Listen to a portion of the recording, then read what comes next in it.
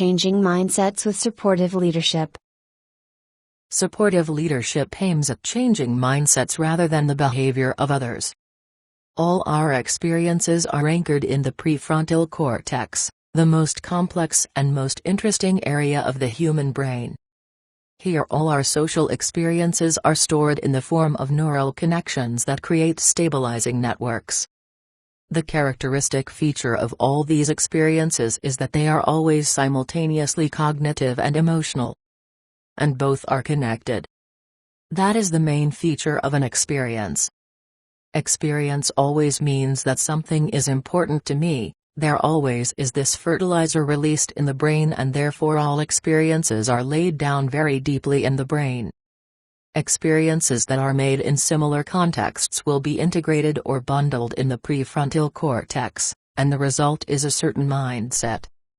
This is both cognitive, you can say why, but also emotional, you can feel it at the same time, too. What we need to change and what the participants in learning environments should develop, is not a certain behavior, not a lot of knowledge, but a certain mindset. And the mindset will be formed by the experiences someone makes. Therefore, it is possible that a person changes their mindset, but not by pressure, only by invitation, by inspiring, by encouraging novel experiences, which are different from these previous experiences, which made us less creative, narrow and closed.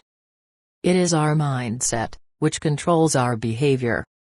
It therefore does not make sense to change only the behavior. Only if someone changes his or her mindset, then new and different behavior becomes possible. In the past, many leaders, university professors, and consultants always tried to change people by trying to influence their behavior. This was behaviorism, sometimes more open, at other times in disguise. But what the new thinking stipulates is that we really need to treat people as individual persons.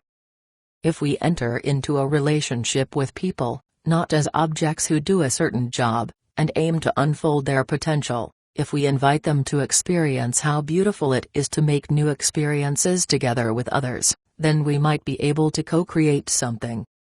As leaders or educators, you have the option to introduce this new way of thinking and to help them to understand that supportive leadership cannot be taught, but only be experienced. In our seminar, we invite participants to think and talk about one of their most negative relationship memories.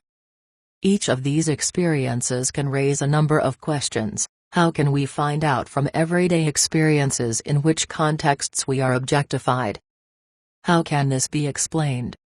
Which pictures or films appear? Which observations do we make? Which feelings arise? How does one get into this? And how does one leave this experience behind? What learning can be accomplished by reflecting on this experience? How can people reflect together and find out together what each of them has learned and how it happened? How can they support one another in these different steps of new learning? We exchange these reflections in the seminar group and collect the success stories for future reference. We use these experiences to share the participants' learning potential as well as the possibilities of novel learning experiences in the team, and we contextualize these processes through specific inputs. As a next learning environment, the participants are invited to think back to the most positive recent relationship experience. How did this experience happen? Who was there? Who was in the lead and what happened with me opposite her or him? How did we get inspired, encouraged, supported? How and what did others contribute? How and what did I find to like about her or him?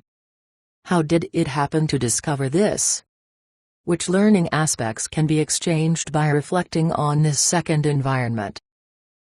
Changing behavior is no longer enough, and it doesn't make sense changing mindsets follows a new focus.